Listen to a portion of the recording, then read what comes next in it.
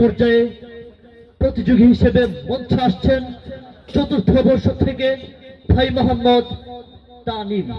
প্রস্তুত থাকবেন প্রথম বর্ষ থেকে ইফতিখার।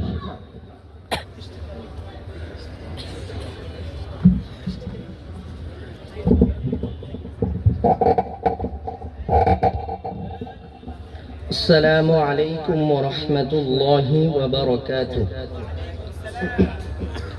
শুরু করছি আজিব হুজুরের বাণী।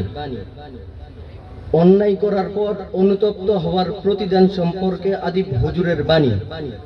আদিব হুজুর বলেন, হে মুসলিম উম্মাহ, ভুল করেছ, ভুল স্বীকার করে নাও। অন্যায় করেছ, অনুতপ্ত হও। অহংকার করেছ, বিনয়ী হও। পাপ করেছ, ক্ষমা চেয়ে নাও। তাহলে তুমি হবে একজন আদর্শ মানুষ। কিতাব পুষ্প। মুসলিম তরুণের রক্ত ও অশ্রু সম্পর্কে আদিব হুজুরের বাণী। আদিব হুজুর বলেন, হে মুসলিম তরুণ, শোনো, কান্না জীবনের একটি অংশ, কিন্তু শুধু কান্না সাহসী পুরুষের কর্ম নয়।